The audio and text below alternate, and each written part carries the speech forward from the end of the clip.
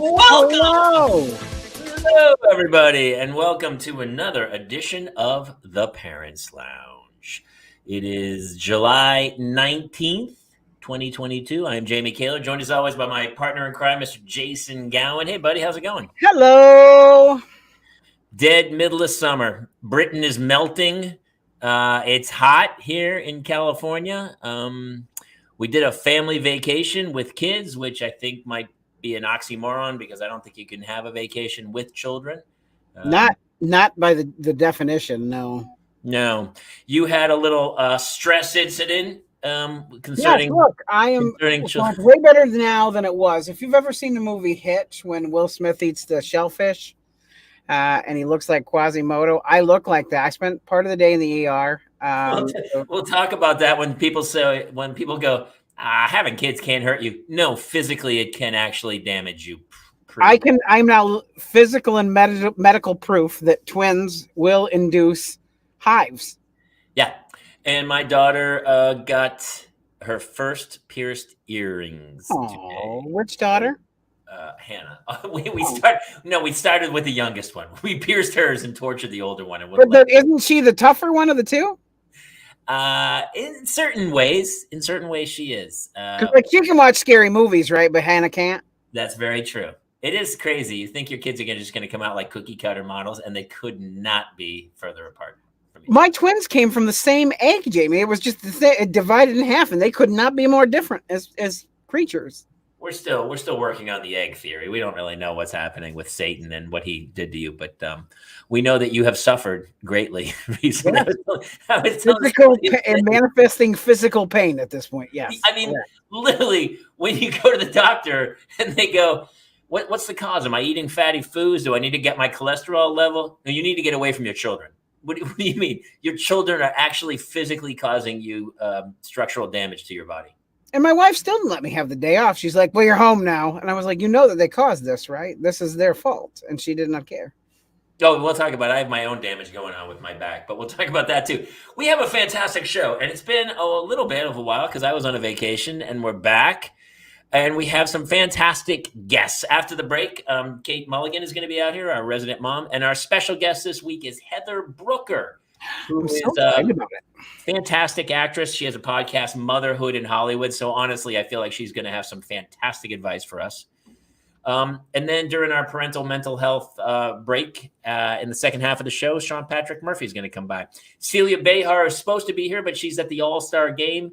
And Claire Kramer is somewhere with a kid on the East Coast at a national dance competition, I believe. Sunny Orlando. She's doing something back there. But we are living it with kids. So we're glad you guys are coming out tonight. We have a lot of fun stuff to do. And we're going to give you 90 seconds, as we always do, to go get a cocktail or do whatever you got to do while we play our opening theme song. And then we'll be back right after that with our mom, Kate Mulligan, and our special guest, Heather Brooker. So if you're ready, sir. I am. Hit it! Could have homes on separate coasts, go dive in Greece with squids. Could have been so bleeping rich, but instead we had kids. They won't smile for a photo, they won't eat the food we choose. That's why we're heading to the Parents Lounge to drown ourselves in booze.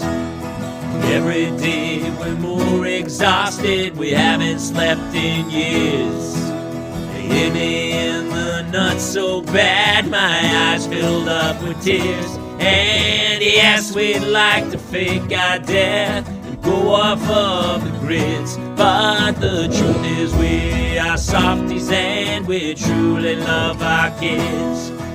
So join us every Tuesday night to laugh at all our pain. Evening Evening in the Parents' Lounge is the cure to staying sane.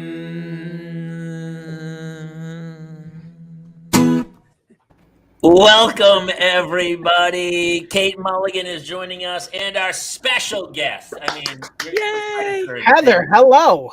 Netflix Family Summer is on right now, I believe. Motherhood in Hollywood is a monstrous parenting podcast. And the credits: Orville, Get Shorty, Atypical, You're the Worst, Real Husbands of Hollywood, A Date to Die For. I need to hear about that. Murder in the First, Fresh Off the Boat, Cougar Town, The Mentalist, The 50 Project, The League, Work It, God Don't Like Ugly. I mean, it just keeps going on. The Middle, Grey's Anatomy. I'm sure you're getting checks weekly on that show. Heather Brooker is here. Hey, Heather, how are you? When you list off what I've done, it actually sounds like I'm working. But I'm very much unemployed actor. Well, it's so funny because each of those credits, like I did The Middle. I worked for a week. And then years later, people are like, you're on The Middle. And I go, oh, you know what? I that's right. I was on The Middle. Yes, yeah, I am. It's sort of like, yes, that is actively still happening. You know what I get a lot is what is the best part is the surprise. As people have been rewatching The Office during the pandemic, I'll get these messages like, hey, I just saw you on The Office. And I'm like, that was 13 years ago that I filmed that. Wild. Which episode is it, Heather? Yeah, I was actually on 2 episodes, and the first one I got cut out of. It was business ethics. It was the one where Michael and Holly go to lunch, and she's telling him like, you can't do this in the office, it's not appropriate, kind of thing. And I was taking their order, and he was trying to show off because he thought it was a date, and he ordered like extra lobsters and like all this stuff, and they cut the whole scene out. But they felt so bad about it that they brought me back the next season, and I was in the delivery part 1. So okay. I'm at the very end of the episode where Jim and Pam are going in to have their baby. So I was in the scene with Jim and Pam and Michael Scott, and like literally was like, I have died and gone to heaven. Nothing will ever be better than this. So yeah, but that was like 13 years ago. Heather, that's incredible. They loved you enough from that, like that. Nobody ever feels bad about cutting anybody. You made an impression on them. Like that is nobody's ever felt bad about cutting anybody. You're the first. I think maybe I should say maybe the casting director felt bad. Maybe because she was the one that called my agent and said, hey, they felt bad for cutting you. So like, we're going to bring you back in. But like that was such a good feeling to feel like, oh, because listen, as you guys know, like you call everybody, and it was The Office. So I called everybody. I sent out, remember, we all used to send out those little cards with our face on it, Heather Brooker, The Office, and the date and the time. I plastered those all over town. My mom had a watch party in Oklahoma. Like it was big doings. Oh, no. I've done that.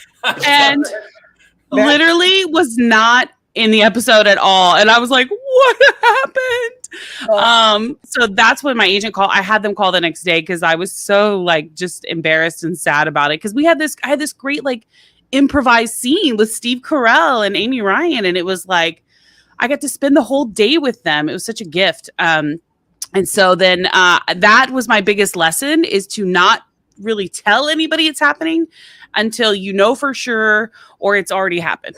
Like it's already aired. It reminds me so much of pregnancy, because I'll tell you what, I marched around on week 11, day 6, and told everybody at the office I used to work at. I'm like, I'm pregnant, and then I lost the baby the next day. It took a dark turn, guys. I see. That went dark. That got dark. Let me get my wine. But that's like, it's the same thing. Like you cannot, until the baby has emerged from you. You cannot, you really shouldn't. I mean, it's just, it's hard to talk about it. Okay. My daughter is 9, and I still get asked constantly if I'm having a baby when my baby is due. And that's something I work into my stand-up routine. I work that into my stand-up too. I saw, because this is, we had done Acme years ago, right? But you were like in the cool kids like group. I was not. I was a total noob. Okay, I'm sorry to interrupt here, but Brett Sheridan is one of my best friends on the planet, and he was like, I used to do Acme with her. So great. Wait, did he say I was a beezy? I might have been rude. I hope I wasn't rude to him. Of the sort. Okay, good. Ooh, all right. I Acme was literally the first thing I did when I moved to town, and That's so cool. I don't think I meant to be, but I'm sure in retrospect I was a little judgmental. I think everybody is when you first start in comedy. If I could go back in time, I would. Everyone's like, "You got any tips?" I go, "Tell everybody they're great. Tell everybody you love their sketch, you love that joke, you're a fan, everything." Because I would always be like, because I was just always like, that's not funny. But I was like, I would like, you were just a little too honest. I was too honest. Even aren't you that way with your girls' artwork though? Like you're like, yeah, that could be better. I just step it up. So we had a family vacation. You have a 9-year-old, which is I have an 8. She'll be 9 next month, and everyone was like, "How was your vacation?" And I was like, "What? That's my kids. They went on vacation. I was driver, butler, cook, cleaner. I had a serious job for like 13 days. And so we stayed with 3 different families. So I made my kids, like they got back, they were treated like rock stars by everybody, just giving, taking, giving, everything. And then we get back and I go, "Hey, it'd be really nice if you guys wrote thank you cards." And they're like, "No, I could. Oh, I could. A thank you card. That would take so much time." They wouldn't. And so I had to go do it, huh? Thank you cards. And so they kind of wrote crappy ones to start with. Yeah. And then I was like, go back. Redo your thank you cards. Oh, good for you though. I sent them all out, and like she had taken like Play-Doh and stuffed it on the top, which I didn't think anything of until I got to the post office, and the woman was going, "This was going to be $5." And I go, "Wait, what?" It's because it was thick from the stupid Play-Doh. All that extra Play-Doh. Yeah. Have you guys taken a vacation yet this summer? And what are vacations like with your daughter? We took like sort of a mini vacation, like about a month ago, maybe 3 weeks ago. God, I'm losing track of time. We went down to San Diego because for the first time I was invited to perform at the Comedy Store down there. So I was like, why not just make a little road trip out of it and take the family? We stayed at this nice little hotel, and it was just nice to get away. You didn't stay at the store? I've heard stories. We didn't stay there. Yeah. Can you stay at the store? I think they have they have the headliners. Yeah, they have a condo that like think of every disgusting comic you've ever met in your entire life, and he stayed in that condo. Just like Bobby Lee, you know what I mean? Like, do you ever want to be where Bobby Lee was? Pablo Francisco. No, thank you. No, thank you. Hey, listen, not that there's anything wrong with it. It's just not family friendly, I would argue. We just stayed at like a little. One of our regulars are crazy. Oh, hi, Joe. Is it Joseph Boros? Yeah, we call him. We've just joined Robo. It's a lot less. Jobo. Every now and then we send him the link and he pops in, and it's pretty. I love it. Hello. Yeah, no, we haven't really. We're just talking about this today. My husband, his name's Chris, and we were just talking about today, like. Our summer is almost over, you guys. Yes. We literally have less than a month now until she goes back to school. I don't know if it's the same for you guys. I'm assuming if it's probably similar. But I was like, I feel like the summer just got started, and we are going to try to maybe plan something for the first week of August to go somewhere. But we took our big vacation this year over spring break. We usually try to do one big thing a year. And this year we did over spring break, and we went to the new Nickelodeon resort in the Riviera Maya. It is listen, when I tell you, it is amazing. You guys, for everybody, how everybody's kids are, I think, around the same age, right? Like I've got 7 and 4. Yeah, oh my God.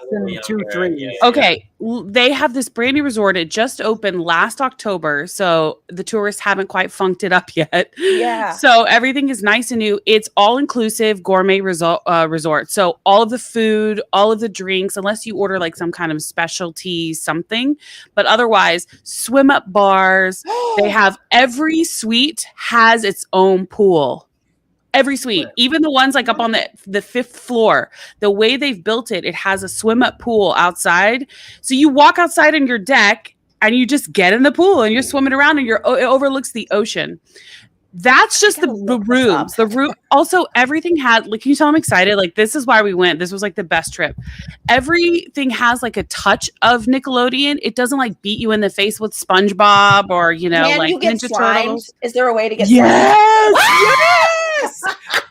There are multiple ways to get slimed, and that was truly the best part. So they have this area called the Aqua Nick, and it is a huge water park with 21 slides, 2 lazy rivers, huge interactive like water areas for little kids up to like your teens will love it. I'm with Jobo. Wait, hold on. Where is this again? It's in basically Cancun. We flew to Cancun. It was like $200 because we flew in March and we bought like super cheap tickets. It was like $200 right into Cancun. We got a car service, drove us right to the resort, and they have the Aquanic thing is there. You can get a cabana if you want, but they have plenty of seats and chairs. There are 2 chances there where you can get slimed. They do a daily sliming at noon in the massive water park area where everybody gets slimed. They dump they dump this huge bucket. You know, you've seen those water parks where they dump big buckets of water. Well, they do that with slime. Oh, yeah. Or you can sign up for a private sliming, which is what we did. Which sounds dirty, but it is worth it. Plus, it's Mexico. It's a private. It's Mexico. In Mexico. We totally did. They should have T-shirts. Don't swallow it. I got slimed. Slime. They just scoop it off of like the rivers, the ocean, Mexico City, and then just dump it. That's totally true. But they have this like private slime that we went in, and they have Team Nick, which is this group of like they sing and they dance and they come out and they get everybody pumped up, and they're like, "Are you ready to meet SpongeBob?" And we're all like, "Yeah!" or whatever. So we go in and they sit us down and they literally just dump slime all over you, but it's just your family, and then they film it for you and.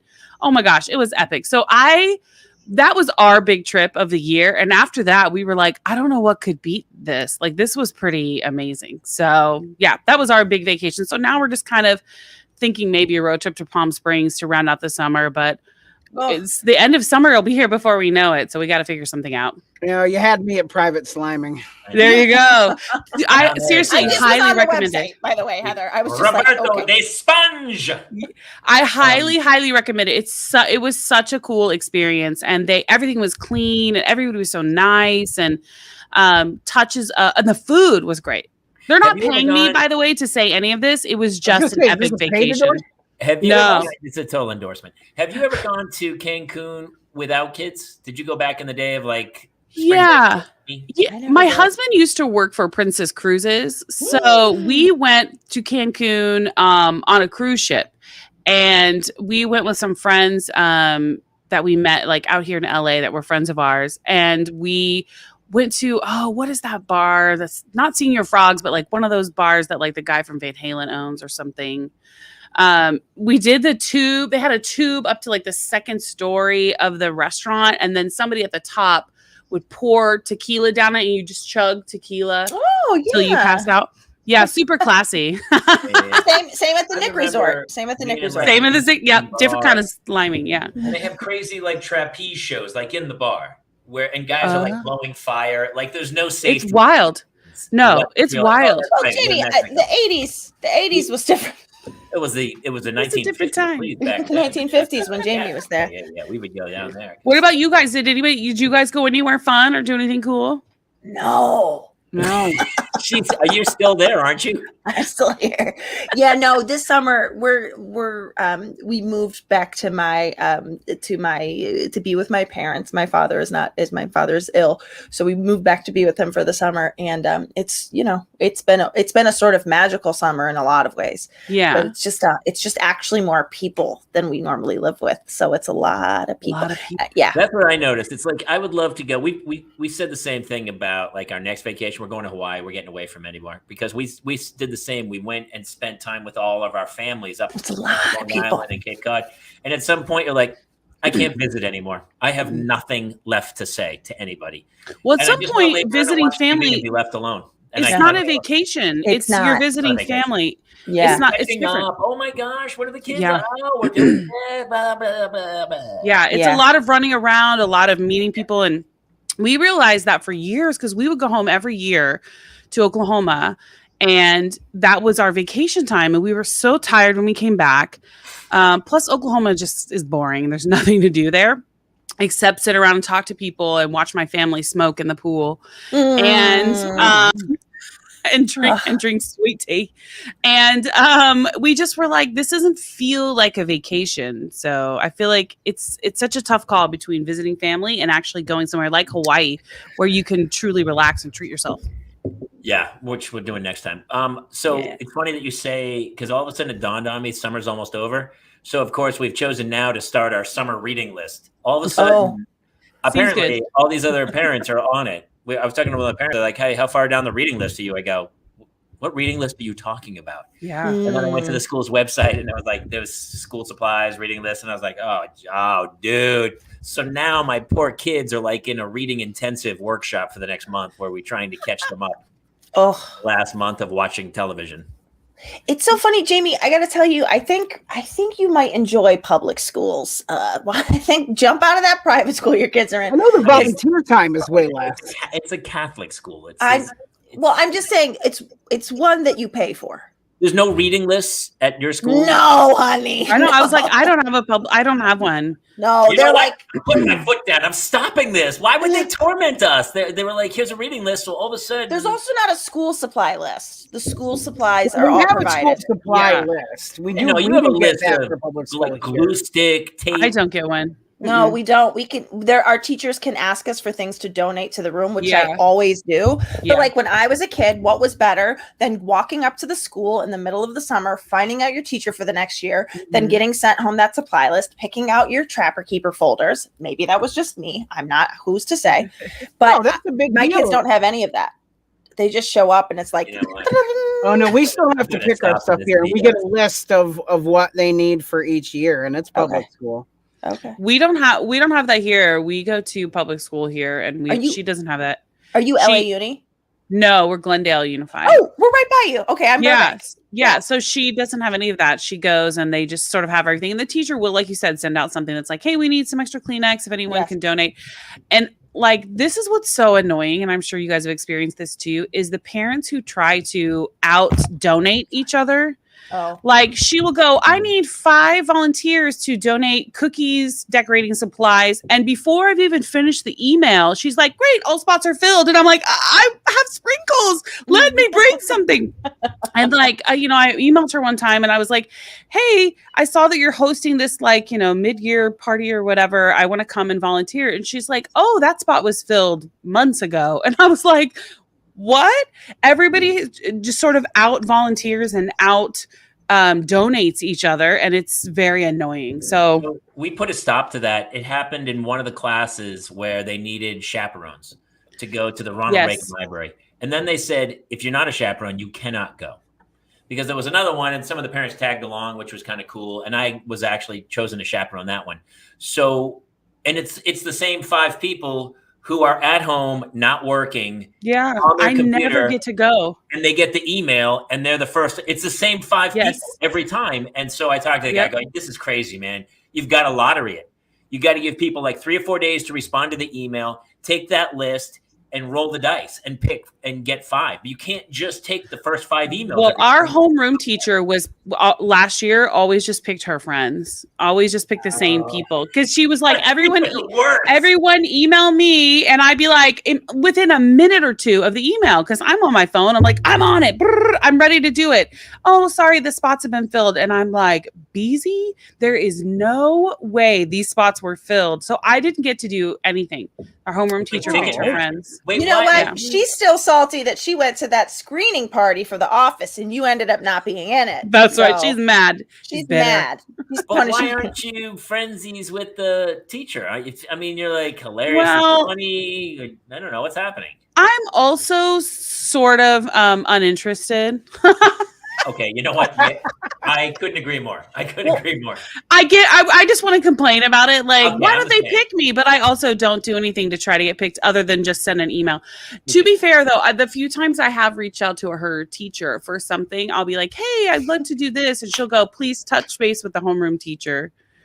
Sean Patrick I'm available and I have won an Emmy. Yeah, that's a solid point. I feel like though in LA, there's a lot of people who probably would qualify. I know. And they would be like, well, I've won 5. And I'd be like, oh, I'm a loser. I believe she holds the distinction of being the first and only Emmy Award winner on this show. Hey, no. Look at that. Surely not. Jeff Foxworthy Grammy, never had a Grammy Jeff Award Foxworthy? winner, but that's Jeff Foxworthy never won an Emmy? Let's look it up. Does Jeff Foxworthy have an Emmy? Alex Borstein did the podcast. Does she have an Emmy? Oh, she does Oh, now. yeah. She won the Emmy last year, I think. By the way, I'm not trying to make Heather feel any less special. I'm just saying, like, No, that's like really. I'm sorry. I'm just going to apologize right now for any of Kate Mulligan's. No, I was just saying, like, that's amazing. I believe she's the only one. I think Jeff Foxworthy does have an Emmy, you guys, for hosting. Oh, so Foxworthy does. Oh, for fifth grade. What about Larry? Yeah. See, that's what I'm saying. It's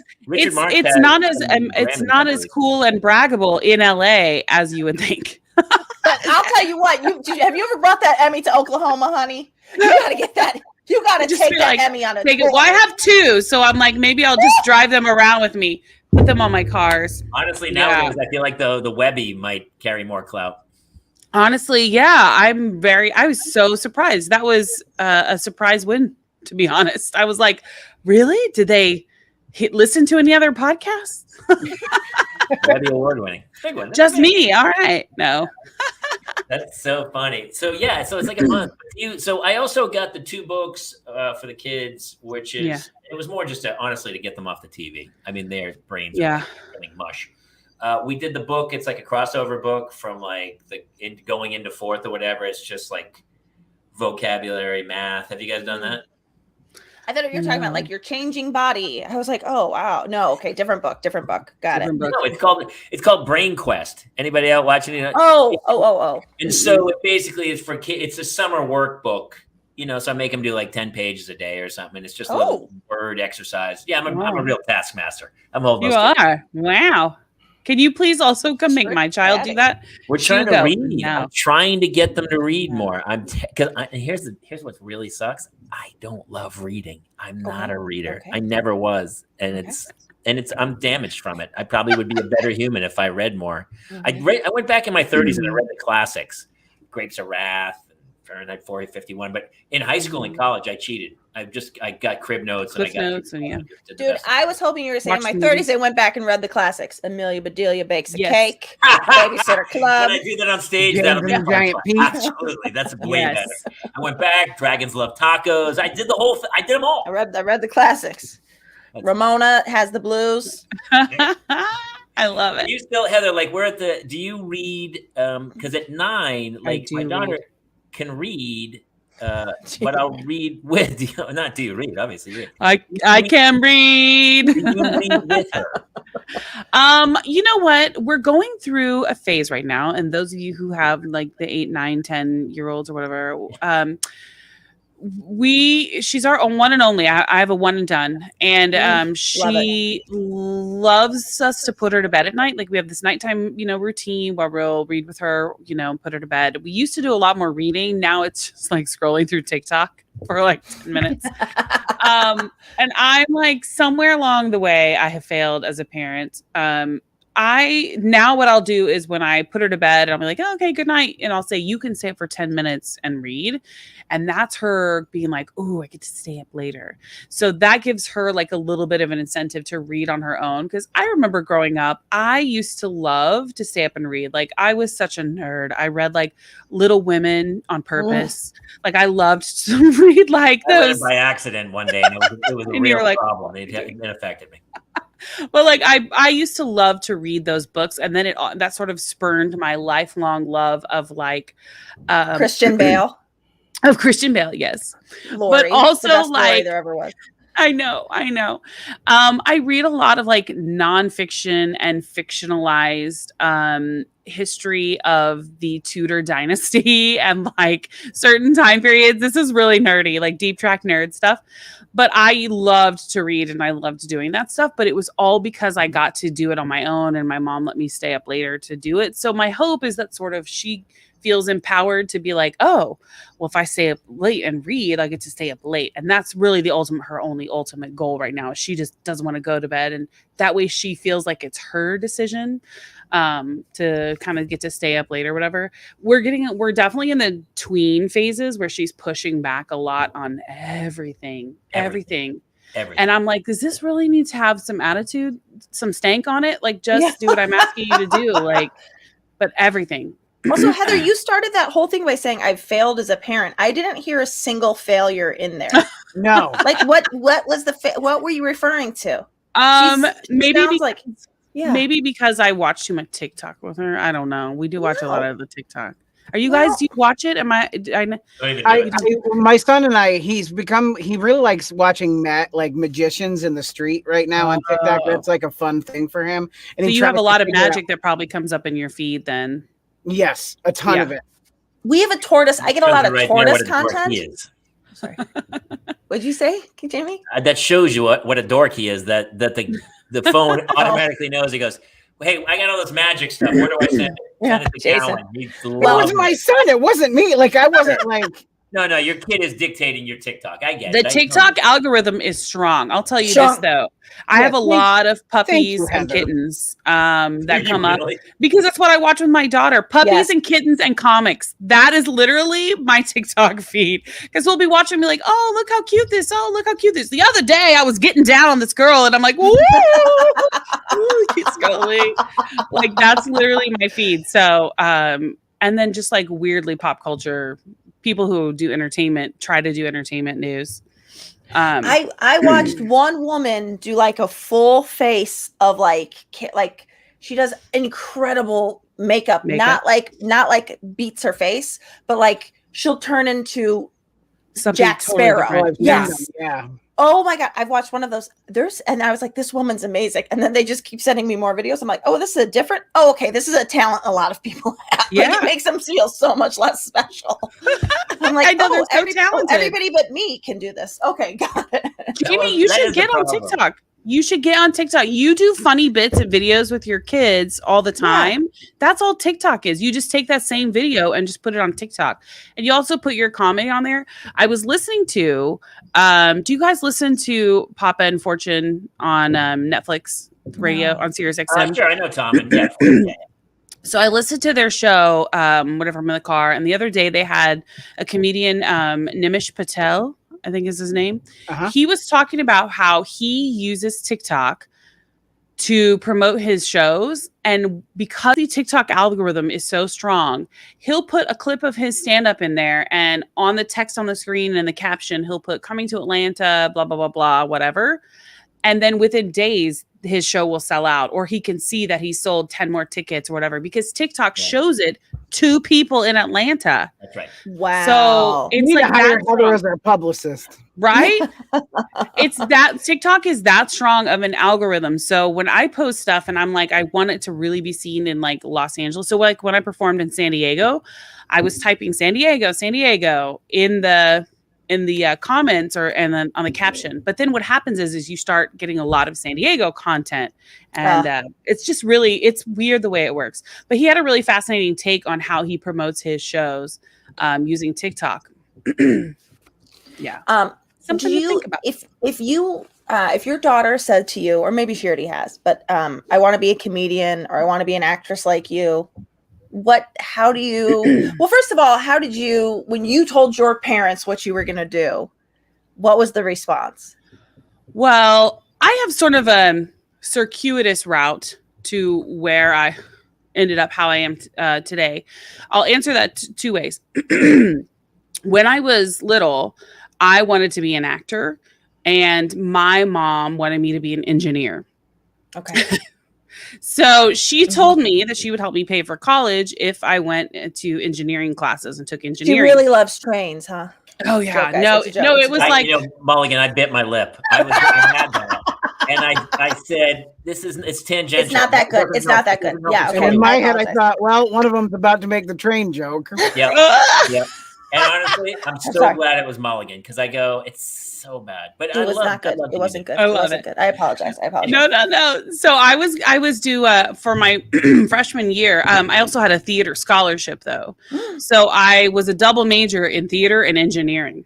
Sure. And I failed all of my engineering classes and had to beg my mom, like, please don't make me do this anymore. I'm so bad at it.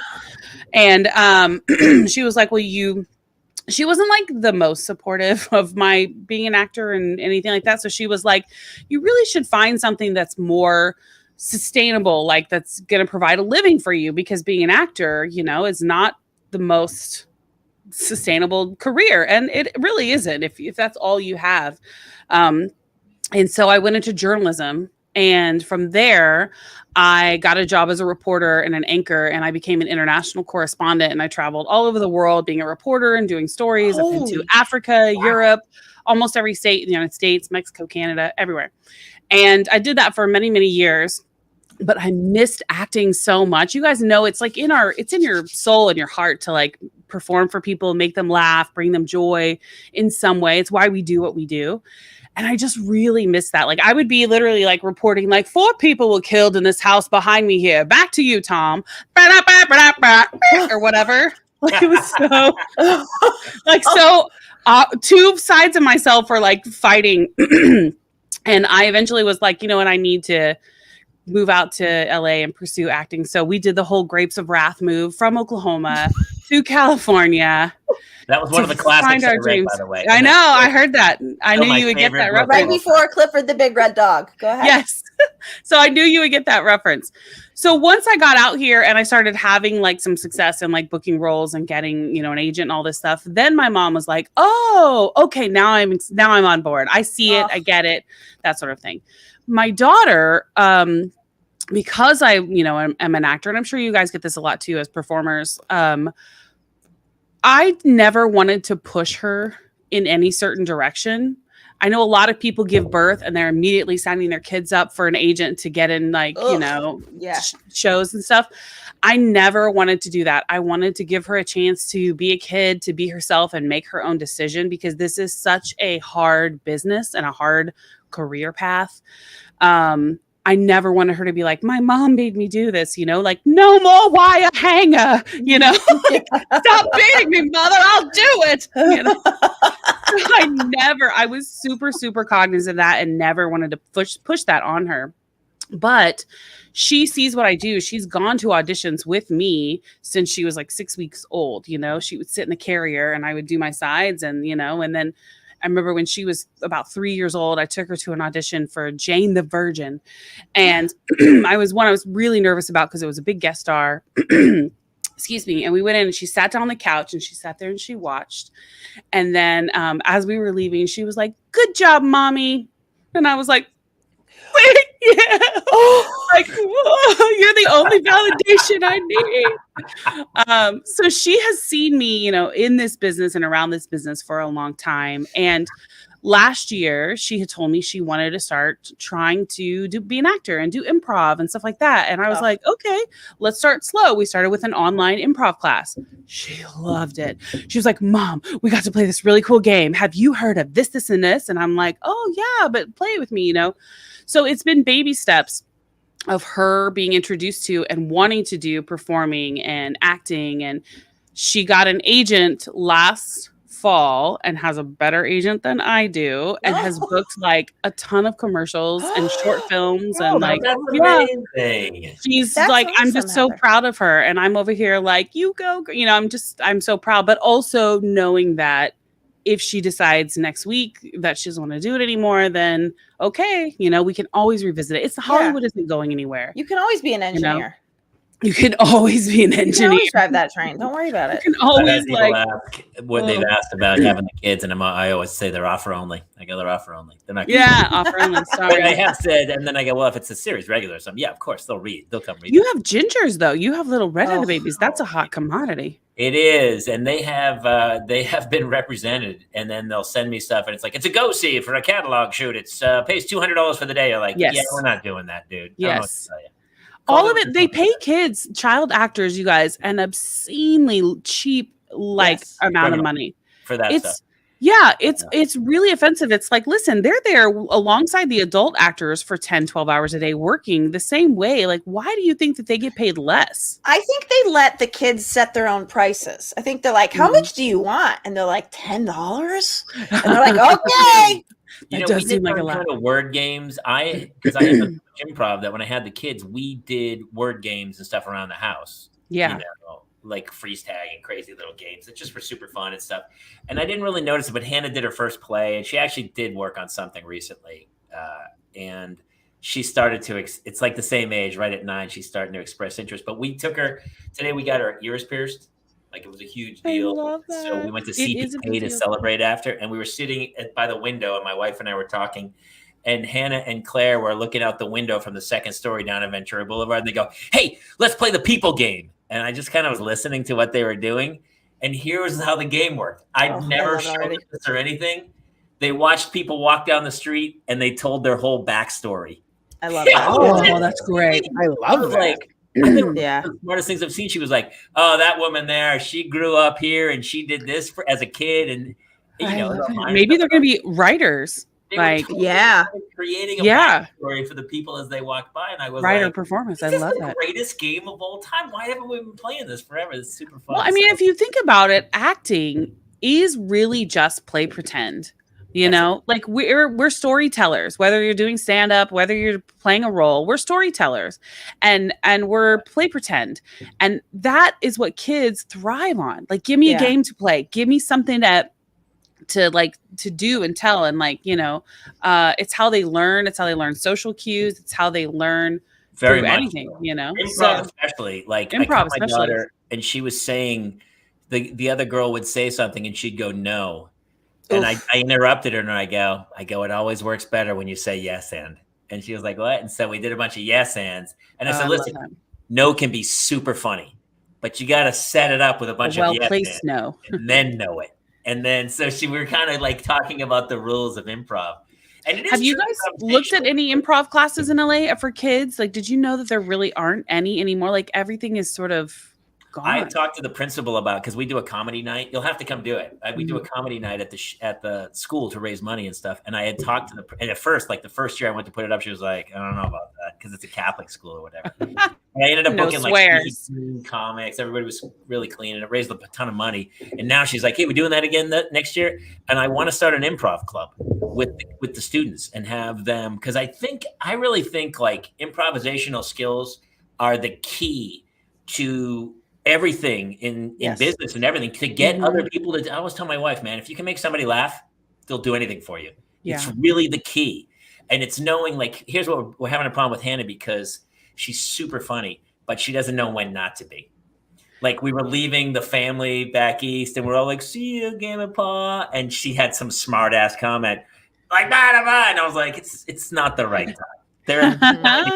It's not the right timing is everything. She's trying to figure out when not to be funny and when to be sincere. But I go, if you can figure that out, you'll rule the world. But maybe she's addicted to the laugh, Yes. Oh, aren't we all? Yes.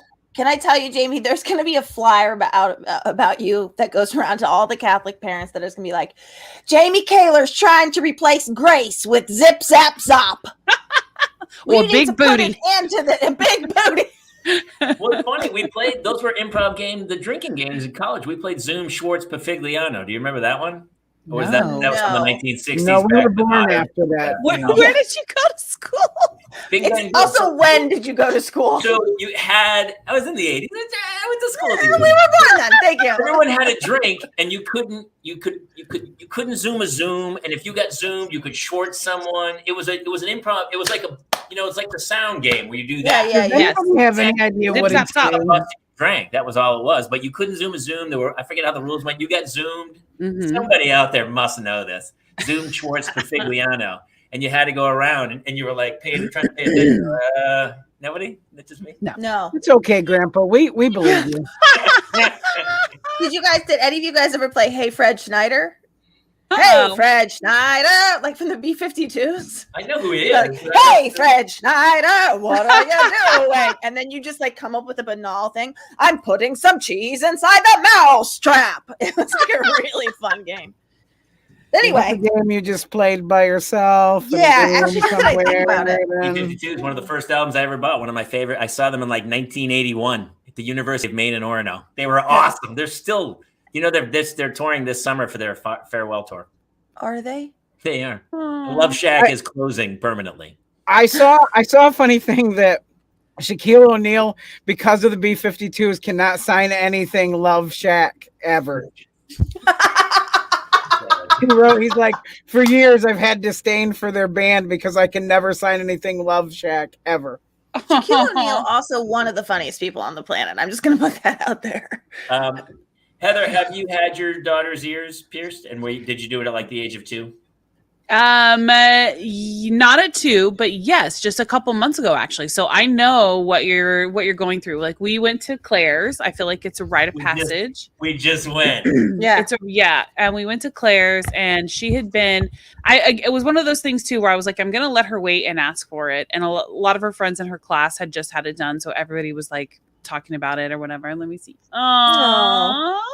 That's so cute. Pierced at Claire's. The other daughter's Claire. So the joke was she just got pierced at Claire's. But yeah. Claire got pierced at Claire. I love it. Is that where everybody gets their ear pierced, Claire? Yeah, well, yeah. I mean, it's sort of a rite of passage. And there's, some people were like, oh, you should take her to a piercing salon. And I was like, I'm not taking my 9-year-old to a piercing salon. Like, as cool as that sounds, if she was getting a tat or like, when she wants to get her tongue pierced someday, we'll do that. But like, this is just an ear piercing, and she wants to get all their cheesy jewelry. Yes. Yeah. She bought earrings that have boba in them. Like, she wanted, unicorn earrings. Like, she wanted to get all of the other like girly stuff. So we went, and it was just like, she was so nervous, but she powered through. And now every morning wakes up and she's like, what earrings should I wear today? No. She's so girly. So girly. That's so sweet. Yeah. And she never got infected? That's the other thing, is you have to clean that for like, Jamie, you got to stay on that cleaning. Diligent about it. Yeah. I just remembered I got my ear pierced at that B-52s concert. Okay. How was that? There was a piercing tent or something? No, we were banged up in the dorm, University of Maine in Orono, and somebody put a potato behind my ear, and because it was punk. Everyone did the safety pins back then, and like it was 1981. And they put a safety pin through my ear and pierced it. And I went to the concert with a safety pin in my ear. And hey, Fred Schneider, what are you doing? I'm giving Jamie K. What are you talking? Yeah, he played the piano and he played the smoke alarm during the concert. It was epic show. And then like 3 days later, my ear was the size of a tomato.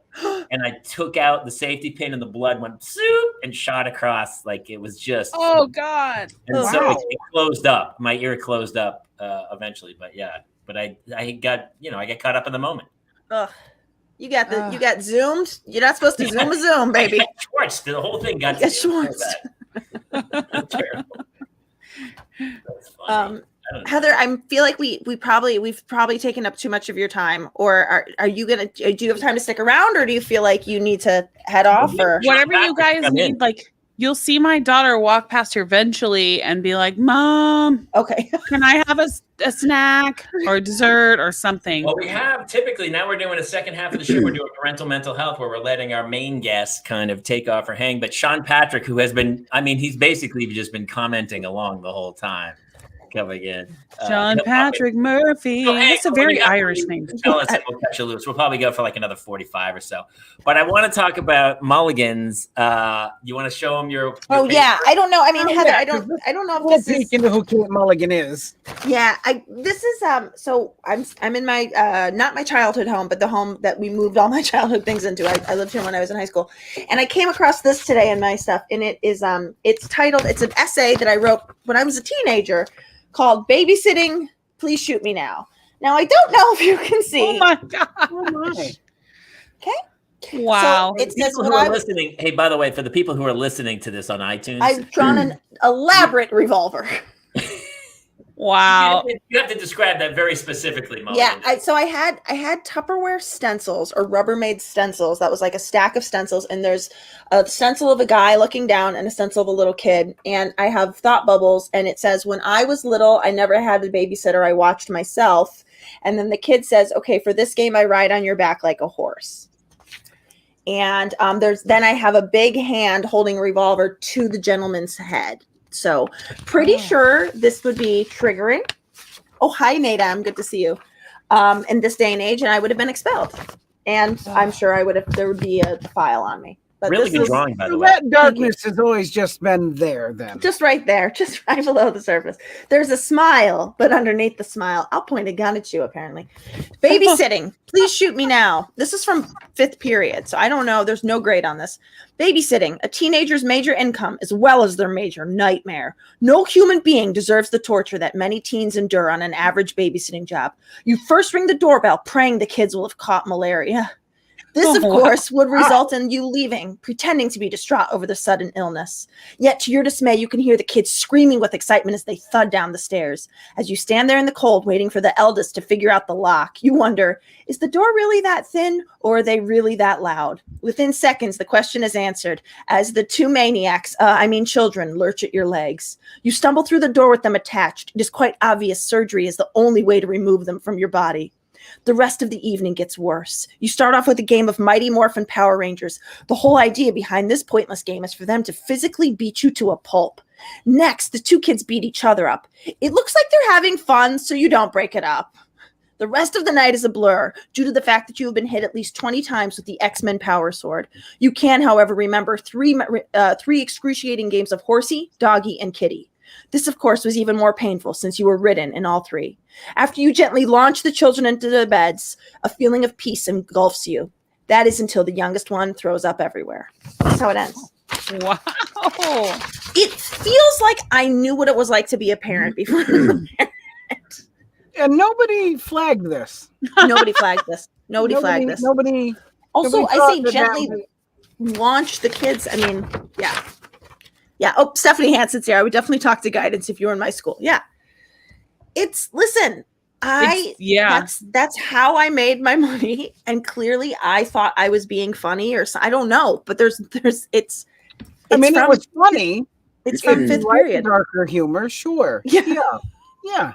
Sure. It definitely got dark, but like I think that sometimes kids, like Channing, my daughter, will sometimes say stuff that's a little weird and a little dark. And I'm like, that's twisted. And she's just like, haha, like we're trying things out. We're seeing like what works for us. What's our personality? What, do we want to do? So maybe you were just trying something out. I know. Speaking of that sort of thing, let me tell you about my Friday night. Uh-oh. I took my son with me to Lowe's because we had to get some stuff. And we are walking around, and he and I were like chasing each other, having a good time. And at some point, my son thought it would be funny to yell out, "This man is trying to kidnap me. He's not my father. He's a stranger. He's trying to take me." This obviously did alert people in the area that there was a problem. And I said, no. He's just kidding. He's my son. I'm his dad. No, you're not. No, you're not. That's not my dad. I've never seen him before. And he hit me. And I'm like, no. I have pictures of him in my wallet. And I was like, oh, no. That's not what I should be saying either. Oh, my God. And finally, I was like, Jace, you need to tell them the truth. And he's like, I'm just kidding. But there was a woman who was like bringing the phone up to her ear. Workers came forward. Not good. Well, and that kind of explains why you went to the hospital today with stress-induced hives. I've had a week. Yeah. Oh my gosh. But where did he hear that or see that? I mean, that must be something like there must have been like some sort of suggestion. I mean, I say it about my parents all the time. Okay, that's okay. That could be it. Maybe. No, but I mean, I don't. We honestly, in truth, I have no idea why he went there.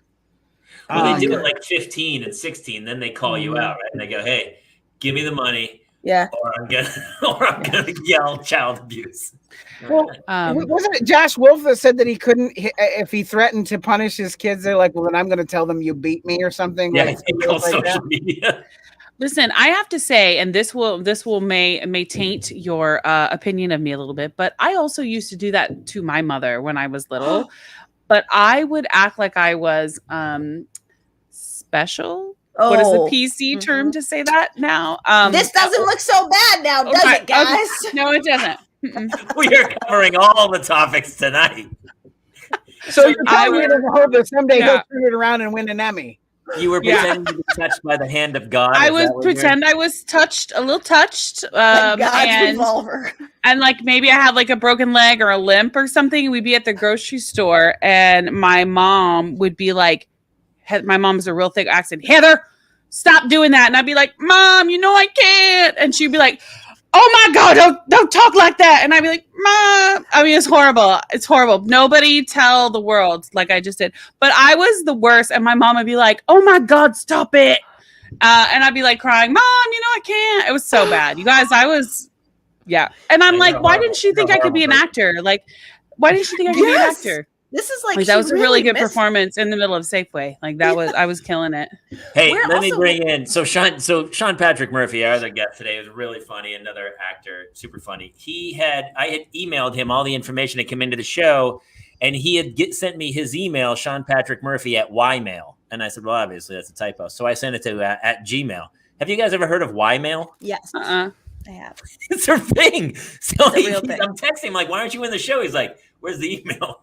And so he goes Ymail, and so I sent it again to Gmail. Okay. And he goes, no, Ymail's a thing. So without further ado, let's please welcome our pal, the actor from NCIS, Poop Notice, Woo! Young and the Restless, NCIS Los Angeles, The Mentalist, Avatar. Hello. Open with Avatar. In my life, all you need. West Wing. There's a couple of episodes of West Wing in there. Please welcome Mr. Sean Patrick Murphy. There he is. Hey, buddy.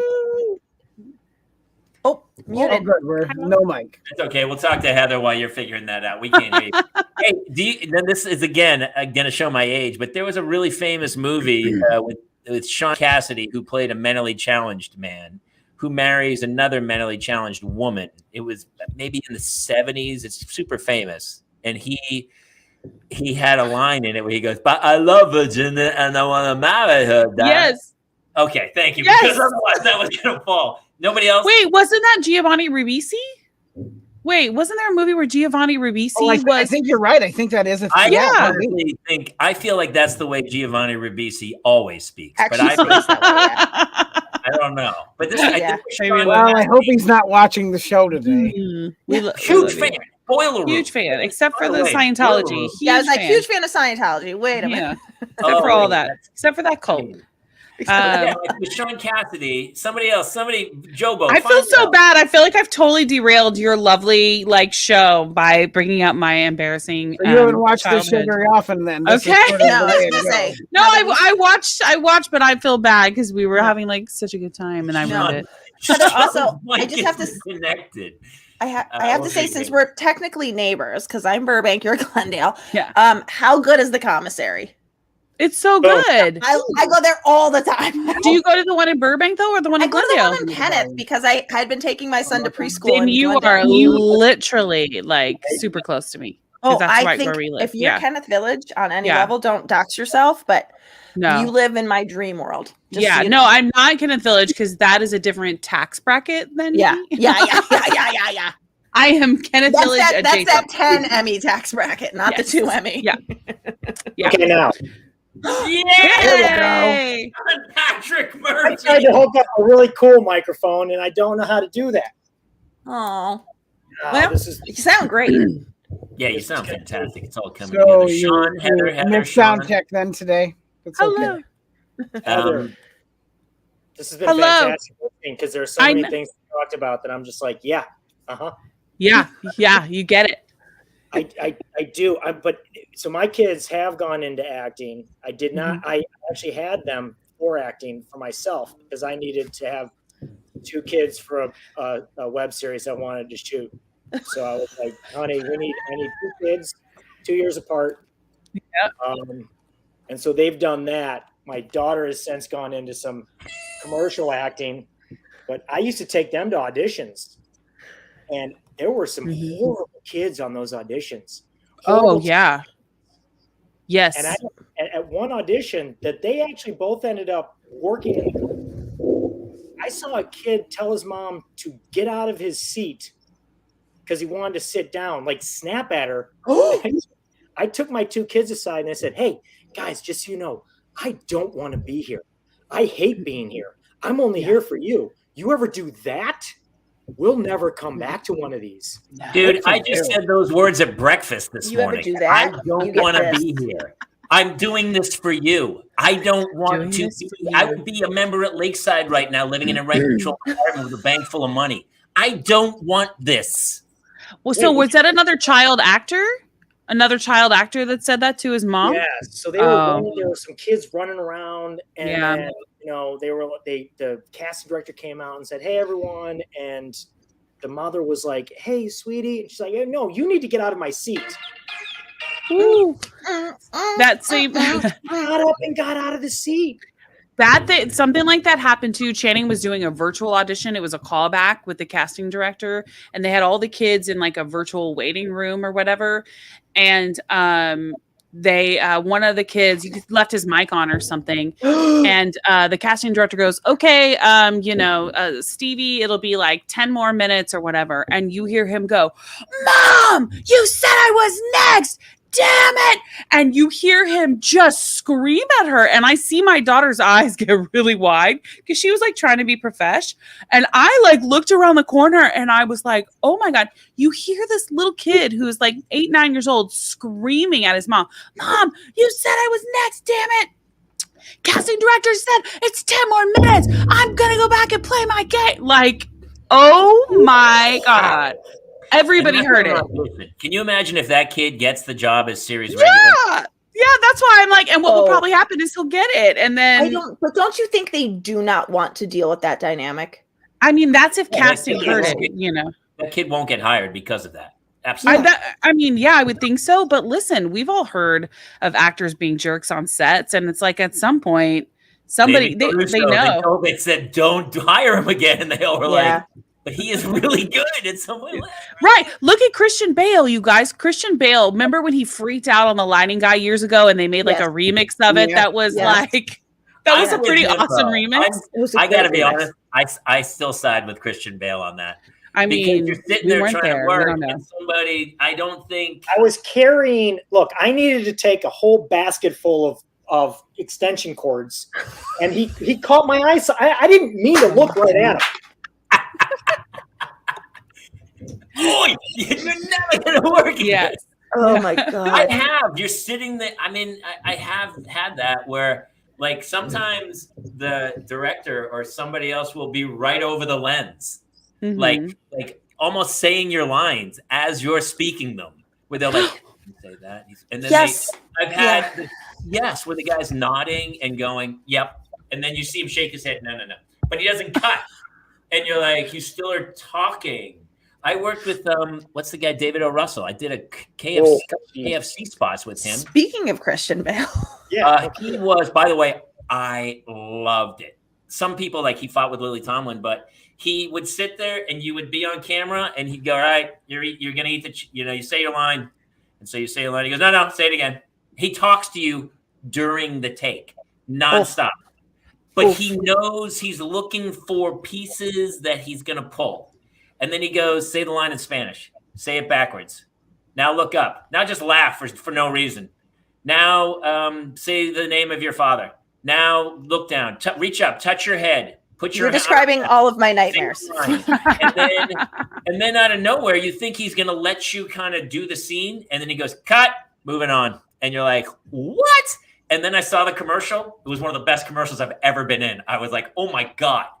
So you all of a sudden you realize Mark Wahlberg loves working with him because he just goes, "Just do this," and he's like, "Boop, boop, boop, boop, boop," and then he shoots it so well. Awesome. It was like it was insane. Yeah, so I don't know. You guys, Mark Wahlberg, by the way, is very nice. Super nice, right? I think that I was really intimidated when I met him, as I had to interview him for a movie he was doing, and I was so afraid that he's going to be like, "You're fat, get out," and I'd be like, "Oh God." He could not have been nicer. It was my like friend that way. I know, and he was like, "Hi, nice to meet you," and I was like, "Are we in love right now?" I love when I meet people who are just like seeming like. Now I don't know how he is like in real life, but like he was very nice. I'm always pleasantly surprised. Have you guys met someone that you thought was going to be like total jerk and ended up being super nice? Jamie Kaler. Honestly, and I got to be with that guy all day, and I thought he would be cooler, but he's a total dick. I guess That's a great question, Heather. I will say that I've had the opposite be true, where you're like, I bet this person's so great, and like maybe timing's not right, or I don't know if I've had preconceived notions. I worked with Christian Bale. I did Vice. I have one scene with him, and I sat next to him, and he is Dick Cheney. Like he is. And nobody had seen him in that. I saw Batman, and all of a sudden I'm standing next to Dick Cheney, who's like, he's a big dude. He's like my height, and he's put on all this weight. He's in prosthetics, and he only talks like Dick Cheney the whole time. But I sat next to him, and he was like, "Oh, Christian, nice to meet you." And I was like, "Hey, man, nice to meet you." And then he was just Dick Cheney for the rest of the day, and I was like, "Whoa!" So he was real method, like he was really like that character the whole time. Well, he's also trying to do an accent, I think. So I don't know how those guys do it. And Steve Carell's in it too. And he was Rumsfeld. He has all his prosthetic stuff. But they were like, it's so much. People are just working. And it's kind of crazy when I can get it when that dude is over the thing and he won't stop. You know the guys, they readjust the lights all day. And you're like, dude, I think it's kind of bullshit that people release tapes like that now. Like, yeah. They can't do anything now. Somebody's always recording. Everything's always recorded. Let me berate and belittle people in private. Always. Really? I agree.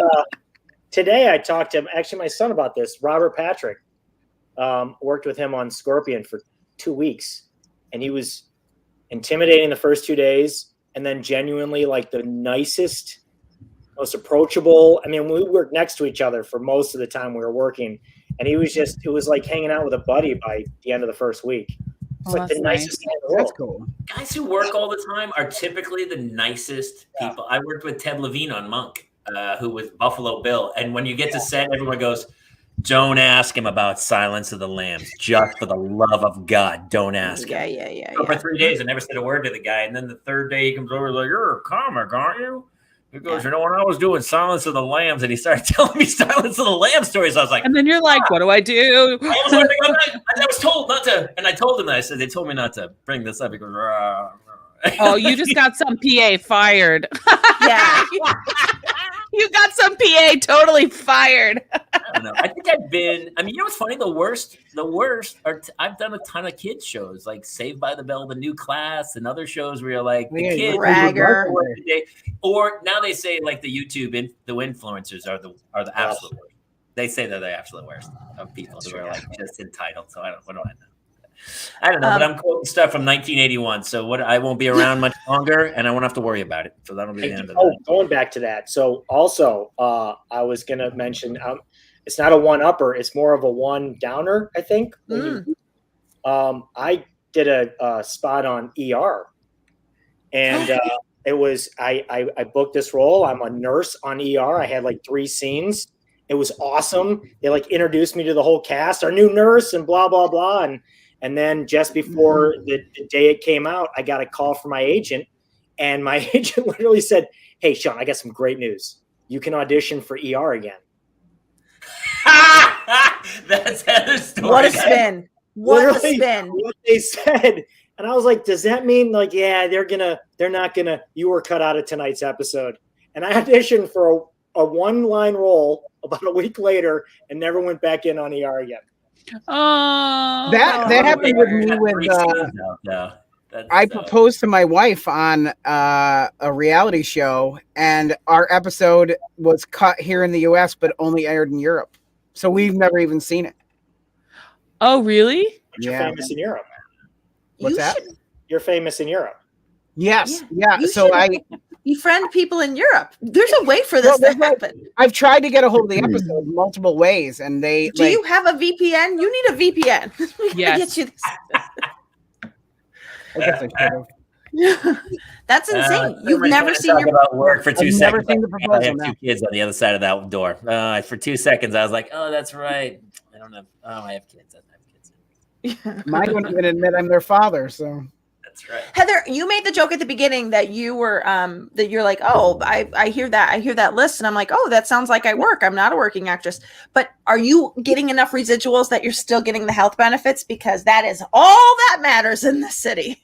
I have never qualified for SAG healthcare. Oh. Out of all the work that I've done, I've been in over 40 television shows and films, and I've never qualified for SAG healthcare. Emmys. How is that? It's commercials. It's commercials. Yeah. Here's the deal. I never book commercials. Never. It was crazy to me because you seem like the perfect commercial type. People have said that to me. I cannot book a commercial to save my life. I'm literally like, what do you need me to do? The closest I came recently was just a few weeks ago when I got a call back for a cruise line commercial with Guy Fieri, and they wanted me to eat a hamburger and act like it was the best hamburger I've ever had. And I was like, they were like, make it like really big. And I was like, that's what I do. I can do that. So, and I didn't get it. So now I'm dying to see who ate a burger better than me. Like what? And then you guys know the stuff. Our lives are so dumb. Like I had to do a commercial audition where I sneezed. I had a series of sneezes and I didn't get it. Like my sneezes are crappy. Like what is this life? If not you, then who? Who's sneezing better? Like I don't understand. So yeah, no, I work, so my job is that I am an entertainment reporter. So I've met Christian Bale too, but in a different circumstance. I was interviewing him on the red carpet with Matt Damon. So it was a different dynamic when I've met him, and same with Mark Wahlberg. So that's what I do for my job that helps me like support my acting habit. So I'm very much still like in entertainment, but it's not the same as like getting to be on set and acting. It's just a different beast, you know? I think it's a totally different.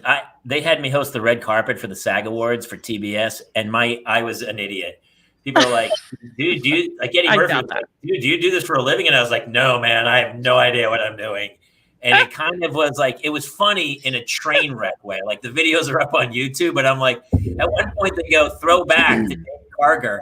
And I go, are you kidding? I'm talking to Eddie Murphy. There's no way. And Eddie Murphy goes, no, man, you got to throw it back. I go, I'm not throwing it back. It's like Eddie Murphy. No way. No way. He was going to cut another record. and he goes, what are you talking about? He started laughing. Come on, man, party all the time with Rick James. We need more. So he was laughing. Oh my God. I think it's really hard because they get so used to the same questions that how do you ask something different that's not so outlandish that they just laugh in your face, but something where they go, wow, man, that's actually a great question. I haven't heard that before. Well, here's the trick. Here's the challenge that I face is that I come at all of the questions that I have as an actor and an entertainer myself. So I have different kinds of questions than some of the other hosts might have or entertainment reporters. And what's happening now, and I'm sure you guys have seen this, is there's a big trend with entertainment reporters. Everybody's trying to get that viral moment. So they'll ask something completely bonkers or off the wall to get that reaction from Chris Hemsworth being like, what? Oh, so then they can play it on TikTok, Instagram, YouTube, whatever, over and over again. So that is not like journalism, which is my background. Yeah. It's more like that they're wanting that viral sensational moment. So, and then there's also another layer that people don't know about is we're told by the publicist, you can't ask personal questions. You can't do this, this, and this, and this right before you interview them.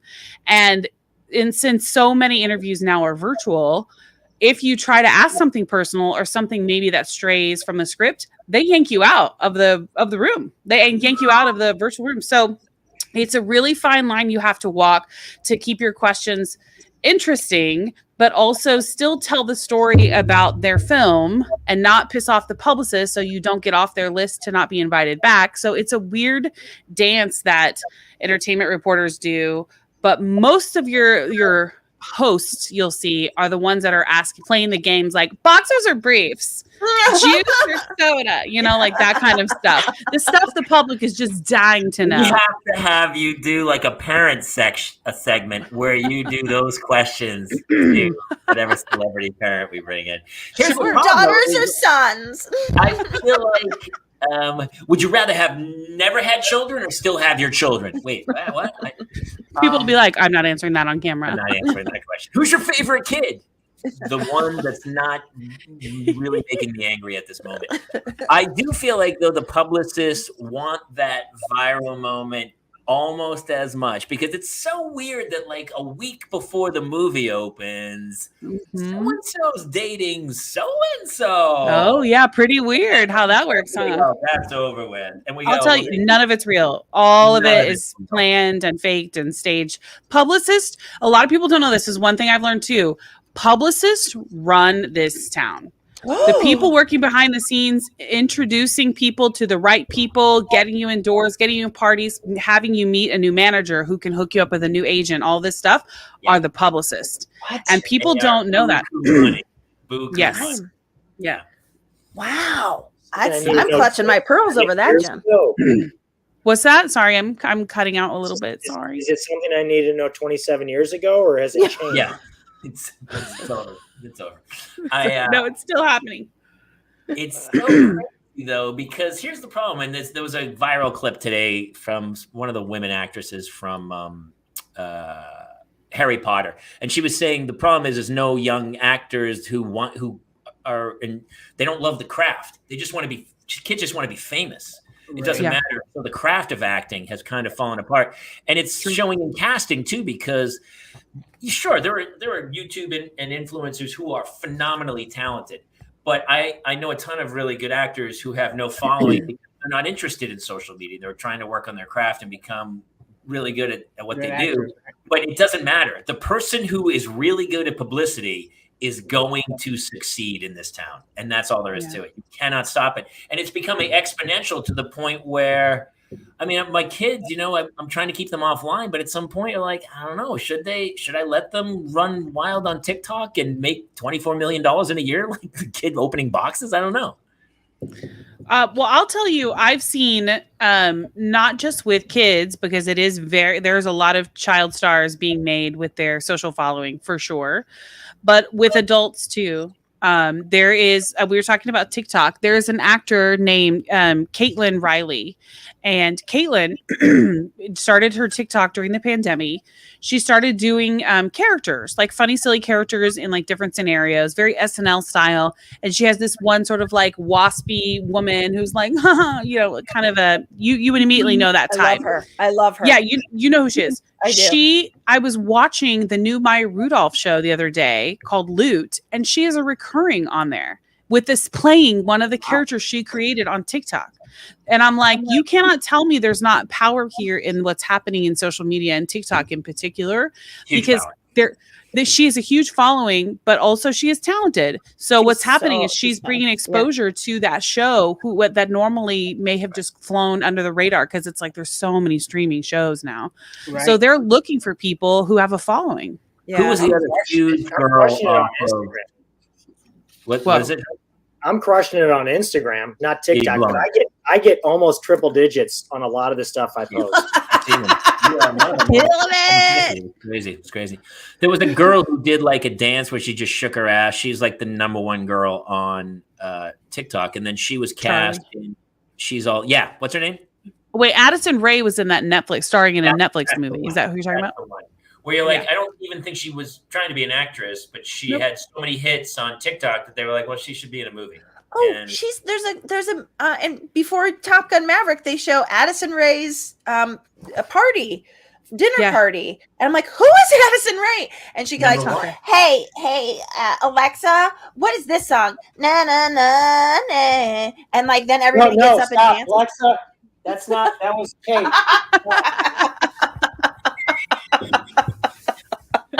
But I had no idea who that was. She now has like an Amazon ad that's showing before Top Gun Maverick or some other movie. I mean, I saw it on a different thing too. I mean, she's making gobs of cash, I believe. But here's the thing: I am a dinosaur because I feel like the guy, like the comics in the '60s, who, like Lenny Bruce, and then all of a sudden Richard Pryor came along, or Stephen Wright, and these other comics who kind of or Sandy Danto.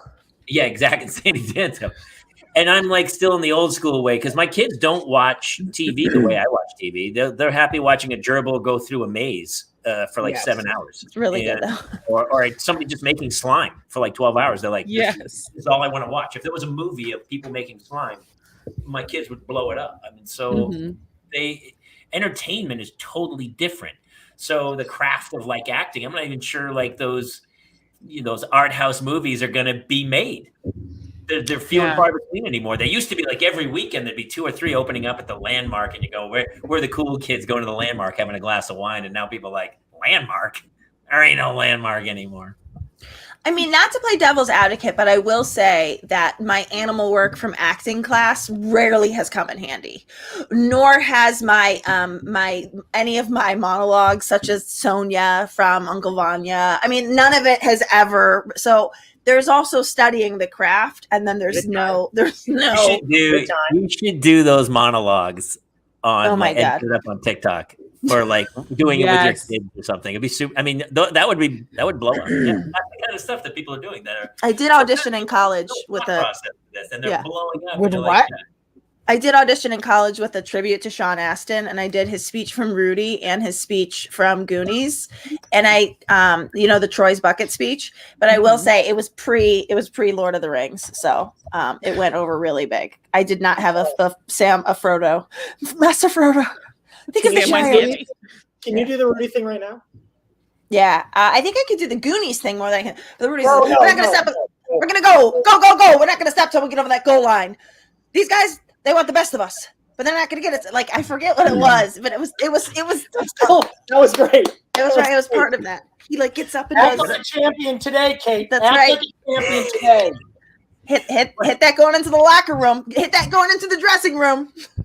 One of my first sketches at Acme, it was set in a video store, and I was just this guy, like, it's so funny to say the video store because now kids would be like, what are you talking about? You used to have to go on a Friday night, like if you had a girlfriend or something, you go like, hey, on your way back, go to the video store and pick up movies. And then you'd be on your phone going like, hey, they're out of this, they don't have this, and you're trying to get a movie or whatever. And so in the sketch, this girl she's in there and I keep just going, hey, it's a suggestion. I watched it recently. It's pretty funny. Rudy. It's a pretty good movie. And I keep pushing Rudy. And she's like, I'm not into sports films. I'm like, it's not really a sports film. It's about human courage. It's about relationships. It's about relationships. Overcoming. And surviving and overcoming and reaching your goals and everything. And she goes, no, I'm in it. And everything she says, I'm always like, no, it's going to be great. And of course, at the end, I'm Rudy. That was the end of the sketch. Of course. Video stores and try to get people to watch the movie about me, about Rudy. To be clear, Notre Dame plays that music at every commencement at freshman when you become a freshman. My sister went there. And it's just the parents. John Patrick Murphy went to Notre Dame, buddy. No, I didn't. I thought you were Notre Dame. No, I'm a Subway fan. I went to Marquette. Why do you always go to the Notre Dame games every year? Because Marquette didn't have I grew up in South Bend, Indiana. Oh, that's shocking. My brother went to Notre Dame. Okay, that's great. My sister. I love your brother more than you. You've invited me to Notre Dame football watching parties at your house. Kind of weird. I am a pretty huge Notre Dame fan. It's depressing how big of a Notre Dame fan I am. Marquette doesn't have a football team. Yeah. Notre Dame's my pro team. You can do basketball. You can do Dwayne Wade. You got a lot of good stuff going on. You do basketball when it comes to Marquette, but when it comes to football, it's Notre Dame. Did you live in the beer cans? Is that what they call them? Those circular dorms? Beer can. McCormick. Yes, I did. Kidding me? What's up? Yeah, there you go. All right. Okay. I know where to get a brisket burrito in Glendale, and I know about the beer can in Milwaukee. Who's got something for me? Did you say a biscuit burrito? A brisket? Oh, brisket. I thought you said biscuit burrito, and I was like, hold up. My Heather. Oklahoma just went, what? Wait, Heather, you know the brisket burrito, don't you? Wait, where is that? Why does that sound familiar? The commissary. Yeah, okay, yeah. That's why, yeah. I thought you said biscuit, though, and I was thinking, what can I put in a biscuit? Heather, did you go to Oklahoma?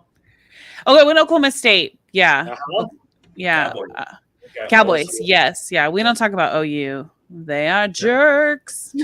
We don't like them. Where did your accent go, Heather? That's a real question. I actually never had an accent. It's kind of weird. Unless I'm like a little tipsy, then I have a little more y'all in there. But I've never had an Oklahoma accent, although everybody in my family does. Yeah. I was gonna say when you did your mother, it's like second nature. But I'm like, wow, she really. And I was like guessing that maybe journalism they make you do like middle English. They do that. They have like this sort of universal accent that they do, but I've never had to do that. I just have never never sort of adopted the accent. I can go in and out of it pretty easily because I mean, especially if I'm talking to my mom, I kind of like pick it up a little bit. But no, I've just never had the accent. Would you mind reading us the last chat comment in your mother's accent? And who would have guessed with a name like Sean Patrick Murphy, you'd be a Notre Dame fan? Shocking. Just about anybody who ever heard the name Sean Patrick Murphy, I'll tell you what. That's about as Irish as they come. My parents are Italian. They just got a crazy sense of humor. Side note, a little perusal of the Google found that Food Network actually has a biscuit burrito recipe. Just in case. Are you kidding? No, I'm not surprised. Biscuit. What is in it? What is in it? Is it a breakfast thing? Yeah, it's definitely a. Let me just peruse it for you and tell you exactly what's in it. If it's not eggs and hash browns, I want none Oh, of it. It's got breakfast sausage, Okay. egg, garlic, onion. It's a full-on breakfast burrito. I'm into it. All right, I thought maybe we invented something. So touchy. It's the combination of how much potatoes, how much bacon, how much egg. Sometimes it's all potato, and you can't have that. It's got to be all bacon. heavy egg. Agree to disagree, Jamie. Yeah, there's an art. You like it potato? You like it all potato? I love a carb. I love a carb. I don't mind too many carbs at once. I'll eat the whole potato inside a tortilla. The tortilla. But you don't want a more balanced flavor palette? Did I have to make it? Then I'm good with it. That's sort of my standard. Big golf where you just eat the big. I love carbs so much, you guys. I made a TikTok today about Olive Garden, and Olive Garden actually replied to it, and I have never felt more validated in my life. They sent me I shared it on Instagram, and they messaged me, and I was like, am I best friends with Olive Garden now? Oh my God. Sponsor me. But like that happened with you with JetBlue, didn't it? I was just gonna say that we took a photo. Actually, let me pull the photo up. We took a photo of us on the plane, and here's when you fly. Well, you're 3, we're 4, so someone has to sit across the aisle, and it's a big deal because one parent has to sit next to the 2 kids, and one parent gets the glory seat across. So I posted a photo of my wife. We did it both ways, and whoever was on the opposite side of the aisle was like big smiles. But the truth is, my wife hated it across the aisle. It freaked her out because she's worse sitting next to stranger people, and they were super strange. And the one dude kept going to the bathroom, and he destroyed the bathroom. So she was freaked out. So I'm going to get that seat basically for the rest of my life. But I posted a photo where I'm like across the aisle, and then my wife was moping next to the 2 kids, and JetBlue commented, and they said, "Hey, can we post that photo?" And I was like, "Sure, dude, help yourself. Take care. It's all you." Oh, wow. Listen, I mean, it's almost as impressive as Olive Garden reposting. Olive Garden. Because hey, when you're there though, you are family. You are family. That's right. It feels easier. I'll tell you, I feel like I've brought this up before about flying. So if I fly with my wife and kids, and my wife sits with my kids, this is actually when they were much younger. Very easy now, 14, 12, and 7. And so they self-sustain on a plane. But when they were little, if my wife was with them, dealing with them the entire flight, and I popped my Xanax and passed out, and then we just got off the plane and went about. It was just that's the way it works. But if my wife's like, I'm not doing this, I'm sitting across, you're taking care of the kids, and I sat with the kids the entire flight. When I get off the plane, high fives from other parents. What a great dad. Yes. Wow. Oh, yeah. Attendants are like, you are awesome. You did a great job. My wife's like, I do this every time. I never get sort of, what the hell? You're speaking our language right now. I see that happen all the time with like when dads do like the bare minimum. It's like, oh, he's a hero. Yes. Yeah. Yes. It's true. I think sometimes I'm guilty of it too. Like even though I deeply like, but I definitely have complimented dads before. I'm like, you did great with your baby on the plane. I'm like, what the? Who have I become? I'm my own worst enemy. Yeah. Nah, that's great. It is true. We have talked about the double standards so many times where, but I think my wife also, I think sometimes the mom brings it on a little bit to be like, I go, why do you care what they say to you? And she does. She goes, they do. And you do. But as a guy, we're like, we don't care. But they go, oh, you're doing such a good job. You're a dad. Yeah, I know. It's crazy. People always come up to me and ask if I need help because I always look like I'm in distress when I'm out with them. Let me ask you, did that happen earlier today at the emergency room when you were covered in hives from stress? Did that? Wait, what? Say it. You broke up. Say it again. Did they come out and say that to you when you were in the emergency room today? But the nurse said, she's like, you may want to try and find maybe a different way to deal with your kids if this is at the root of it. And I was like, you're right. I should cut a deal with my kids. Trying since their conception. I don't know what else I'm supposed to do. You should have just said, I think you should check me in. I honestly feel like I need to get checked in here. I tried to, like, for a moment when he told, like, at the Lowe's, when he said that I wasn't his father, I considered just letting them take me to jail so I could have a night off. You should have, you know, next time he does that, you go, he's absolutely right. I don't know this kid, and just walk out of the store. That's what you should have done. Just left and go. And then the panic. I think I saw his dad. He walked down to the beer aisle. I'm out of here, and just walk away, and I guarantee the kid will come running after you. Yep. That change of heart real quick. Saturday night, I did get a little payback on him because we took him to the park and I loaded the rest of the family in the car and he was messing around and we started to pull away and I pulled off. Yeah. And we came back and he's like, I thought you left me. And I was like, no. Child protective. Have you ever done that? Have you ever really put the line down? Or Sean, have you guys done that before where you just were like leave the kid somewhere and then kind of peek around corners to make sure they're okay?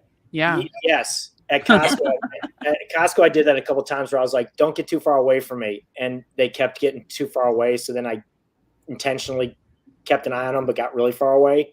Okay. So they couldn't find me. And I waited for a little bit of a panic. Mm-hmm. Were they in the aisle? Were they in the aisle with the swing sets? Because I really empathize because there's also a bunch of balloons in that aisle. There's different goggles. I'm just saying, I really understand why they got stuck in that aisle and you walked away. No, they actually got stuck in the aisle where they were doing the meatballs for the tastings, and they stayed there for a little while before they panicked. Oh, the hors d'oeuvres! I love those. Yeah, that's the only way I can get them to come with me if my wife isn't home and I've got to. It's like, hey, the hot dog, which is crazy. The hot dog's like 42 cents, and then it's a 12-inch hot dog. It's insane. Yeah. Kate, have you done that with your kids? Like, have you walked away from the kids? Oh, constantly. It's specifically James though, but I'll he's like, I don't want to come. I'm like, that's okay. That's fine. There's your boundary. And I will walk the F away. And he'll be like, Mama. I said, you told me you didn't want to come. So I was leaving. You're going to leave me? Yeah. Heather, what's the worst thing you've done to your daughter like that? I definitely have, like, when she was little, she used to hide in the racks of clothes, it's so cozy in there. And it's so cozy. And, she's a stinker. She loves to play games. And I would tell her, like, don't do that. Don't go away when mommy can't see you because, you're valuable on the black market and somebody will grab you and sell you. Don't do that. And she'd be like, okay, whatever.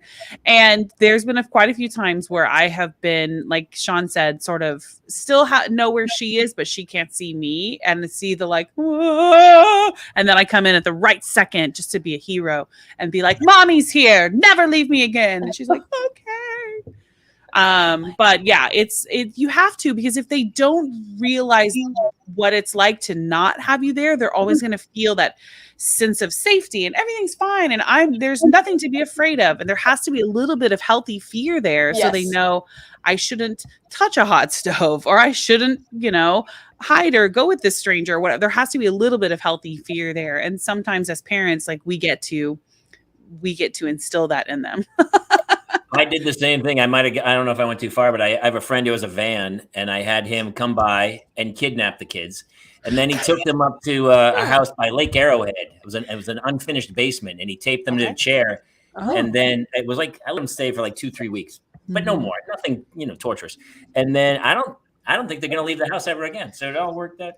Wow, Jamie, that actually, I mean, it just seems like that was maybe I'm alone, but that seems a little extreme. Well, 3 weeks, yeah. 2. I mean, was it 2 or 3? Yeah, what? I don't know. I went to Cancun for that weekend. I was down. You went to the Nickelodeon resort. You went to the Nick Resort. The Nick Resort. Resort without kids. The Nick Resort without kids is even better. It's even better. I actually went to the one that they had in Orlando that was the same thing, and I did go alone, and it was fantastic. Listen, we have got to wrap this thing. Huge thanks to Sean Murphy for chopping into our Parental Mental Health Tuesdays. We love you, brother, and you got to come back. We got more to talk about. Heather Brooker, please, for the love of God, we've been scrolling down, but people have to come check out your podcast. Netflix Family Summer is out right now, I believe. Yeah. What else should people know? I think mostly if you guys just want to keep track at motherhoodandhollywood.com, that's where I'm on sort of a hiatus right now for my podcast because after 250 episode, I needed just like a little bit of a break. Yeah. It was a lot. So definitely check that out. Hi, who's this? Who's this cutie? Somebody's peeking in. You come say hi? Oh, don't be sorry. Hi. Oh, I love your jammies. Is that jammies? Christmas in July pajamas. Christmas in July, baby. Rudolph is when. Are you the 14-year-old? Are you the 17-year-old or the 14-year-old? There's no way you're the 7-year-old. I'm sorry, little girl. She's creepy and off-putting. I just cut your shirt. You don't scare me. I have 2 daughters. I need that shirt, dude. There's one of them. Look at that face. I need that shirt. So all right, cute. We gotta wrap this thing. Heather Brooker, Sean Patrick Murray. Heather, please, for the love of God, come back. I mean, it's I would love to. An interview and just a. Then let's all get together and have drinks in real life, and then we can talk real dirt. I swear. Exactly. Then we can talk about all the celebrities that we did not get along with. I can't. And why they were Zach Braff. Cut that early. No, it's. I got some other ones. All right. Hey, thank you guys for tuning in. Please, for the love of God, I forgot to tell everyone to share it and like it and subscribe. It's the end of the everyone's already done. We'll see you guys next week here on the Parents Lounge. Out. Thanks, guys. Good night, everybody.